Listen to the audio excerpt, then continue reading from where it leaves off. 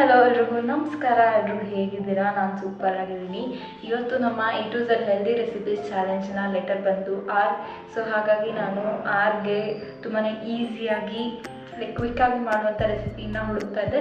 So ಹಾಗಾಗಿ ನಾನು ಆರ್ಗೆ ರಾಗಿನ ಬಳಸ್ಕೊಂಡು ಮಗ್ ಕೇಕ್ ಮಾಡ್ತಾ ಇದ್ದೀನಿ. ಇದೊಂದು ಈಸಿ ರೆಸಿಪಿ ಆಗಿರುತ್ತೆ, ತುಂಬಾ ಸಿಂಪಲ್ ಆಗಿ ಮಾಡ್ಬೋದು.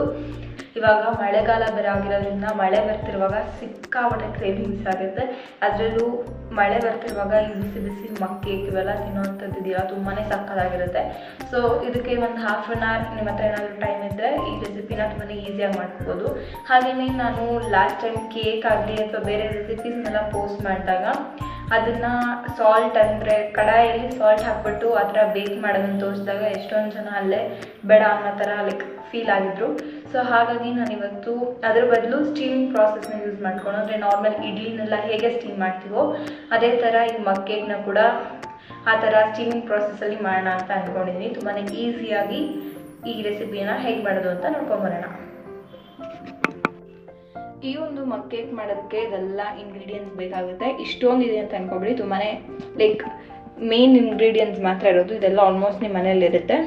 ಸೊ ಮೊದಲಿಗೆ ನಾನಿಲ್ಲಿ ಒಂದು 5 ಸ್ಪೂನ್ಸ್ ಆಗುವಷ್ಟು ರಾಗಿ ತೊಗೊಂಡಿದ್ದೀನಿ. ನಾನು ಈ ಮಗ್ಗಲ್ಲಿ ಮಾಡ್ತಾ ಇದ್ದೀನಿ. ಸೊ ಇದು ಸ್ವಲ್ಪ ದೊಡ್ಡದಿದೆ, ಸೊ ಹಾಗಾಗಿ ನನಗೆ ಇಷ್ಟು ಇಂಗ್ರೀಡಿಯೆಂಟ್ಸ್ ಸಾಕಾಗುತ್ತೆ. ಸೊ ನೀವು ತೊಗೊಳ್ಳೋ ಮಗ್ ಅಳತೆ ಮೇಲೆ ಇದೊಂದು ಸ್ವಲ್ಪ ಹೆಚ್ಚು ಕಮ್ಮಿ ಮಾಡ್ಕೊಳ್ಳಿ. ಸೊ ಇಲ್ಲಿ ನಾನೊಂದು 5 ಸ್ಪೂನ್ಸ್ ಆಗುವಷ್ಟು ರಾಗಿ ಫ್ಲೋರ್, ಹಾಗೆಯೇ 1-2 ಸ್ಪೂನ್ಸ್ ಆಗುವಷ್ಟು ಜಾಗ್ರಿ, ಹಾಗೆ ಇಲ್ಲಿ ಒಂದು ಸ್ವಲ್ಪ ಡಾರ್ಕ್ ಚಾಕ್ಲೇಟ್ ಇಟ್ಕೊಂಡಿದ್ದೀನಿ, ಇದು ಆಪ್ಷನಲ್.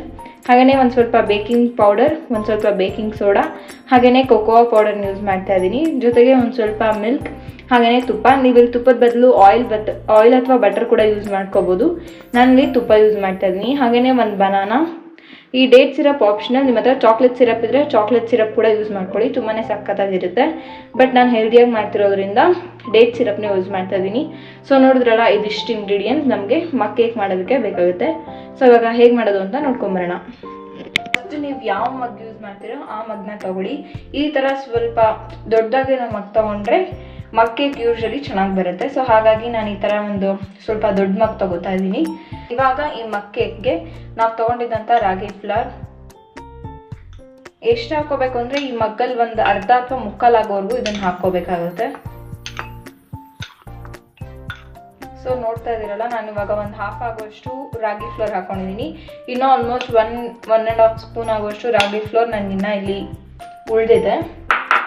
ಸೊ ಇವಾಗ ನೋಡ್ತಾ ಇದ್ರಲ್ಲ, ಇಷ್ಟು ಹಾಕೊಂಡ್ರೆ ಸಾಕಾಗುತ್ತೆ. ತುಂಬ ಜಾಸ್ತಿ ಹಾಕೊಂಡ್ರೆ ಉಳಿದಿರೋ ಇಂಗ್ರೀಡಿಯೆಂಟ್ಸ್ ಎಲ್ಲ ಹಾಕಿದಾಗ ಫುಲ್ ಮಿಕ್ಸ್ ಆಗಿಬಿಡುತ್ತೆ. ಫುಲ್ ಜಾಸ್ತಿ ಆಗೋಗುತ್ತೆ. ಸೊ ಉಳಿದಿರೋ ಐಟಮ್ಸ್ ಹಾಕೋಕ್ಕೆ ಜಾಗ ಇರಲ್ಲ. ಸೊ ಹಾಗಾಗಿ ಒಂದು ಹಾಫ್ ಕಪ್ ಆಗೋಷ್ಟು ರಾಗಿ ಫ್ಲೋರ್, ಅಂದರೆ ಹಾಫ್ ಮಗ್, ನೀವು ತೊಗೋತಾ ಇರೋ ಮಗ್ಗಲ್ಲಿ ಹಾಫ್ ಆಗೋಷ್ಟು ರಾಗಿ ಫ್ಲೋರ್ನ ಹಾಕ್ಕೊಳ್ಳಿ. ಇದಾದಮೇಲೆ ಬನಾನಾ ಯಾಕೆ ಯೂಸ್ ಮಾಡ್ತಾ ಇದ್ದೀನಿ ಅಂದರೆ ಫುಲ್ ಜಾಗ್ರಿ ಹಾಕಿ ಮಾಡಿದ್ರೆ ಅಷ್ಟಾಗಿ ಚೆನ್ನಾಗಿರಲ್ಲ. ಸೊ ಹಾಗಾಗಿ ಸ್ವೀಟ್ನೆಸ್ಗೆ ನಾನಿಲ್ಲಿ ಬನಾನಾ ಯೂಸ್ ಮಾಡ್ತಾ ಇದ್ದೀನಿ. ಸೊ ಒಂದು ಬನಾನಾನ ತೊಗೊಂಡು ನೀಟಾಗಿ ಸ್ಮ್ಯಾಶ್ ಮಾಡ್ಕೊಂಡು ಇದಕ್ಕೆ ಹಾಕ್ಕೊಳ್ಳೋಣ. ಬನಾನಾನ ಫಸ್ಟ್ ಈ ಥರ ಸ್ವಲ್ಪ ಪೀಸ್ ಮಾಡಿ ಹಾಕ್ಕೊಂಡು ಇವಾಗ ನೀಟಾಗಿ ಸ್ಮ್ಯಾಶ್ ಮಾಡ್ಕೋತೀನಿ. ರಾಗಿ ಜೊತೆನೇ ಇದನ್ನು ಸ್ಮ್ಯಾಶ್ ಮಾಡ್ಕೋಬೋದು, ಈಸಿಯಾಗಿ ಆಗುತ್ತೆ. ನೀವು ಇನ್ನೂ ಫುಲ್ ಹಣ್ಣಿರೋದು ತೊಗೊಂಡ್ರೆ ತುಂಬ ಚೆನ್ನಾಗಿರುತ್ತೆ ಆ್ಯಕ್ಚುಲಿ ಇದಕ್ಕೆ. ಹಾಗೆಯೇ ಸ್ವೀಟ್ನೆಸ್ ಕೂಡ ಜಾಸ್ತಿ ಆಗುತ್ತೆ. ನೀವು ಬನಾನಾ ಎಲ್ಲ ಹಾಕೊಂಡು ಸ್ಮ್ಯಾಶ್ ಮಾಡಿದ್ದಾದ್ಮೇಲೆ ಒಂಥರ it look something like this. ಇದಾದಮೇಲೆ ನಾನು ಇದಕ್ಕೆ ಒಂದು ಪಿಂಚ್ ಆಗುವಷ್ಟು ಬೇಕಿಂಗ್ ಸೋಡಾ, ಹಾಗೆಯೇ ಒಂದು 1/4 ಸ್ಪೂನ್ ಆಗುವಷ್ಟು ಬೇಕಿಂಗ್ ಪೌಡರ್, ಹಾಗೆ ಒಂದು 3 ಸ್ಪೂನ್ಸ್ ಆಗುವಷ್ಟು ನಾನಿಲ್ಲಿ ಜಾಗ್ರಿ ಯೂಸ್ ಮಾಡ್ತಾ ಇದ್ದೀನಿ. 1 ಸ್ಪೂನ್ ಫುಲ್ ಆಗುವಷ್ಟು ಕೊಕೋವಾ ಪೌಡರ್. 1 ಸ್ಪೂನ್ ಸಾಕಾಗುತ್ತೆ. ನಿಮ್ಗೆ ಇನ್ನೂ ಜಾಸ್ತಿ ಬೇಕಂದರೆ ಇನ್ನೂ ಸ್ವಲ್ಪ ಆ್ಯಡ್ ಮಾಡ್ಕೊಳ್ಳಿ. ಇವಾಗ ಇದನ್ನು ಇನ್ನೊಂದ್ಸಲ ಮಿಕ್ಸ್ ಮಾಡ್ಕೊತಿದ್ದೀನಿ. ನೀವು ಇಲ್ಲಿ ನೋಡ್ತಿರೋ ಹಾಗೆ ಆಲ್ಮೋಸ್ಟ್ ಒಂದು ಮುಕ್ಕಾಲು ಭಾಗಕ್ಕಿಂತ ಸ್ವಲ್ಪ ಜಾಸ್ತಿನೇ ಇಲ್ಲಿ ಈ ಇಂಗ್ರೀಡಿಯೆಂಟ್ಸ್ ಎಲ್ಲ ಫಿಲ್ ಆಗಿದೆ ಮಗ್ಗಲ್ಲಿ. ಒಂದು 2 ಸ್ಪೂನ್ಸ್ ಆಗುವಷ್ಟು ಗೀ ಹಾಕೋತಾ ಇದ್ದೀನಿ. ನಿಮಗೆ ಗೀ ಬೇಡ ಅನ್ನೋದಾದರೆ ನೀವು ಎಣ್ಣೆ ಅಥವಾ ಬಟರ್ ಕೂಡ ಆ್ಯಡ್ ಮಾಡ್ಕೊಳ್ಳಿ, ಚೆನ್ನಾಗಿ ಬರುತ್ತೆ. ಹಾಗೆಯೇ ಇಲ್ಲಿ ನೋಡಿಕೊಂಡು ಮಿಲ್ಕ್ನ ಆ್ಯಡ್ ಮಾಡ್ಕೊಳ್ಳಿ. ಓಕೆನಾ? ಕನ್ಸಿಸ್ಟೆನ್ಸಿ ಕರೆಕ್ಟಾಗಿ ಬರೋ ಥರ ಮಿಲ್ಕ್ನ ಆ್ಯಡ್ ಮಾಡ್ಕೊಳ್ಳಿ. ನೋಡ್ತಿದ್ದಿರಲ್ಲ, ಈ ಥರ ಕನ್ಸಿಸ್ಟೆನ್ಸಿ. ಲೇಯರ್ ಹೀಗೆ ಹಾಕಿದ್ರೆ ಲೇಯರ್ ಕುತ್ಕೋಬೇಕು. ಸೊ ಆ ಥರ ನಾರ್ಮಲ್ ಕೇಕ್ ಮಾಡೋದಕ್ಕಿಂತ ಸ್ವಲ್ಪ ಡಿಫ್ರೆಂಟ್ ಆಗಿರುತ್ತೆ. ಸೊ ನೋಡ್ತಿದ್ದೀರಲ್ಲ, ಈ ಥರ ಈ ಬ್ಯಾಟರ್ನ ರೆಡಿ ಮಾಡ್ಕೊಂಡಿದ್ದೀನಿ. ಇವಾಗ ನಮ್ಮ ಮಗ್ ಕೇಕ್ ಆಲ್ಮೋಸ್ಟ್ ಫುಲ್ ರೆಡಿ ಆಗಿದೆ. ನಾನು ಹೇಳಿದೆಲ್ಲ ಆಪ್ಷನಲ್ ಆಗಿ ಡಾರ್ಕ್ ಚಾಕ್ಲೇಟ್ ಹಾಕೊಳ್ಳಿ, ತುಂಬ ಚೆನ್ನಾಗಿರುತ್ತೆ. ಒಂದಿಷ್ಟನ್ನು ಹಾಕ್ಕೊಂಡು ನಾನು ಇವಾಗ ಇದನ್ನು ಫಸ್ಟು ಮಿಕ್ಸ್ ಮಾಡ್ಕೋತೀನಿ. ನೀವು ಚಾಕೋ ಚಿಪ್ಸ್ ಕೂಡ ಯೂಸ್ ಮಾಡ್ಕೋಬೋದು, ಚೆನ್ನಾಗಿರುತ್ತೆ. ಮೇಲೆ ಒಂದು ಸ್ವಲ್ಪ ಗಾರ್ನಿಶಿಂಗಿಗೆ ಇನ್ನೊಂದು ಸ್ವಲ್ಪ ಡಾರ್ಕ್ ಚಾಕ್ಲೇಟ್ನ ನಾನು ಇಲ್ಲಿ ಆ್ಯಡ್ ಮಾಡ್ಕೊತಾ ಇದ್ದೀನಿ. ಇವಾಗ ಇದೆಲ್ಲ ಸ್ಟೀಮ್ ಬರ್ತಿದೆ. ಒಂದು 2 ಮಿನಿಟ್ಸ್ ನಾನು ಇದನ್ನು ಸ್ಟೀಮ್ ಆಗೋದಕ್ಕೆ ಬಿಟ್ಟಿದೆ. ಇವಾಗ ಮಗ್ನೆಟ್ಬಿಟ್ಟು ಈ ಥರ ಮುಚ್ಚಿ ಒಂದು 15-20 ಮಿನಿಟ್ಸ್ ಬಿಡೋಣ. 15 ಮಿನಿಟ್ಸ್ ಆಗಿದೆ. ಇದು ತುಂಬಾ ಡೆಲಿಷಿಯಸ್ ಆಗಿ ರೆಡಿ ಆಗಿದೆ.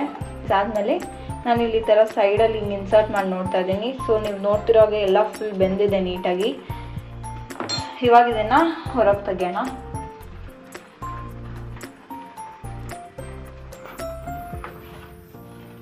ನೀವಿಲ್ಲಿ ನೋಡ್ತಿರೋ ಹಾಗೆ ಸಿಕ್ತಾವಡೆ ಬಿಸಿ, ಸಾರಿ. ಸೊ ಇದು ಕೇಕ್ ಫುಲ್ಲು ಉಬ್ಬಿ ಬಂದಿದೆ. ಸೊ ನಾನು ಹಿಂಗೆ ಅವಾಗೇ ಹೇಳಿದ್ದೆ ಒಂದು 3/4 ಭಾಗ ಆಗೋಷ್ಟು ಮಾತ್ರ ಫಿಲ್ ಮಾಡ್ಕೊಳ್ಳಿ ಅಂತ. ಸೊ ಫುಲ್ ಫಿಲ್ ಮಾಡಿಕೊಂಡ್ರೆ ಇದೆಲ್ಲ ಹೊರಗಡೆ ಬರುತ್ತೆ. ಸೊ ಹಾಗಾಗಿ ಅಷ್ಟು ಮಾತ್ರ ಫಿಲ್ ಮಾಡ್ಕೊಳ್ಳಿ ಅಂತ ಹೇಳಿದ್ದು. ಸೊ ನೋಡ್ತಿದ್ದೀರಲ್ಲ, ತುಂಬಾ ಸಕ್ಕತ್ತಾಗಿ ರೈಸ್ ಆಗಿದೆ. ಸ್ಟೀಮ್ ಮಾಡೋದ್ರಿಂದ ಇನ್ನೊಂದು ಅಡ್ವಾಂಟೇಜ್ ಏನಂದರೆ ಇದು ತುಂಬಾ ಬೇಗ ಆಗೋಗುತ್ತೆ. ಇದನ್ನೇ ಕಡಾಯಲ್ಲಿ ಮಾಡಬೇಕಂದ್ರೆ ನಿಮ್ಗೆ ಆಲ್ಮೋಸ್ಟ್ ಒಂದು 30 ಮಿನಿಟ್ಸ್ 35 ಮಿನಿಟ್ಸ್ ಬೇಕಾಗ್ಬೋದು. ಬಟ್ ಇದರಲ್ಲಿ 15 ಮಿನಿಟ್ಸ್ಗೆಲ್ಲ ಇದು ಕಂಪ್ಲೀಟಾಗಿ ರೆಡಿ ಆಗಿದೆ. ಸೊ ಇವಾಗ ಟೇಸ್ಟ್ ಮಾಡಿ ನೋಡೋಣ. ನೋಡಿ, ತುಂಬಾ ಬ್ಯೂಟಿಫುಲ್ಲಾಗಿ ನಮ್ಮ ಕೇಕ್ ರೆಡಿ ಆಗಿದೆ. ಸೊ ಇದು ಆ್ಯಕ್ಚುಲಿ ಒಂದು 30 ಮಿನಿಟ್ಸ್ ಕೂಡ ತೊಗೊಂಡಿಲ್ಲ ನನಗೆ. ಆಲ್ಮೋಸ್ಟ್ ಒಂದು 20-25 ಮಿನಿಟ್ಸ್ ನಿಮ್ಮ ಹತ್ರ ಟೈಮ್ ಇದೆ ಅಂದರೆ ಇದನ್ನು ಈಸಿಯಾಗಿ ಮಾಡ್ಕೋಬೋದು. ಸೊ ಇವಾಗ ಟೇಸ್ಟ್ ಮಾಡಿ ನೋಡೋಣ.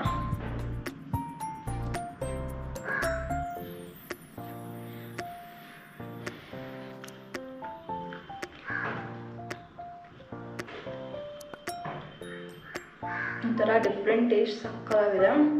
ಆಮೇಲೆ ಇದರಲ್ಲಿ ಬನಾನಾ ಹಾಕಿರೋದ್ರಿಂದ ಬನಾನಾ ಫ್ಲೇವರ್ ಕೂಡ ತುಂಬ ಸಿಗ್ತಾ ಇದೆ. ಸೊ ಒಳಗಡೆ ಎಲ್ಲ ತುಂಬಾ ಚೆನ್ನಾಗಿ ಸ್ಟೀಮ್ ಆಗಿದೆ. ಅಂದರೆ ಎಲ್ಲೂ ಹಸಿ ಇದೆ ಅಂತ ಆ ಥರ ಅನ್ನಿಸ್ತಿಲ್ಲ, ಎಲ್ಲ ಕಡೆ ಬೇಕಾಗಿದೆ. ಸ್ಟೀಮ್ ಆಗಿದೆ. ಸೊ ತುಂಬಾ ಚಾಕ್ಲೇಟಿಯಾಗಿ ಸೂಪರ್ ಆಗಿದೆ. ಸೊ ನಿಮಗೇನಾದರೂ ಚಾಕ್ಲೇಟ್ ಏನಂತಾರೆ ಚಾಕ್ಲೇಟಿ ಆಗಿರೋ ತಿನ್ನಬೇಕು ಅಂತ ಏನಾದರೂ ಕ್ರೇವಿಂಗ್ಸ್ ಆದರೆ ಇದನ್ನ ಖಂಡಿತ ಟ್ರೈ ಮಾಡಿ. ತುಂಬಾ ಸಕ್ಕತ್ತಾಗಿದೆ. ಹಾಗೆ ಬಿಸಿ ಬಿಸಿ ಇರೋದ್ರಿಂದ ಅದನ್ನು ತಿಂತಾ ಇದ್ದರೆ ತುಂಬಾ ಬ್ಯೂಟಿಫುಲ್ ಆಗಿದೆ. ಸೊ ಖಂಡಿತ ಮಿಸ್ ಮಾಡಿದೆ, ಟ್ರೈ ಮಾಡಿ. ಹಾಗೆ ಈ ವಿಡಿಯೋ ಹೇಗಿತ್ತು ಅಂತ ನನ್ನ ಕಮೆಂಟ್ ಸೆಕ್ಷನಲ್ಲಿ ತಿಳಿಸಿ. ಈ ವಿಡಿಯೋ ಏನಾದರೂ ನಿಮ್ಗೆ ಇಷ್ಟ ಆಗಿದ್ರೆ ಲೈಕ್ ಮಾಡಿ, ಶೇರ್ ಮಾಡಿ, ಹಾಗೆಯೇ ಕಮೆಂಟ್ ಮಾಡಿ. ನೀವಿನ ನನ್ನ ಚಾನಲ್ಗೆ ಸಬ್ಸ್ಕ್ರೈಬ್ ಆಗಿಲ್ಲ ಅಂದರೆ ಈಗಲೇ ಸಬ್ಸ್ಕ್ರೈಬ್ ಮಾಡ್ಕೊಳ್ಳಿ. See you all in my next video. Bye bye.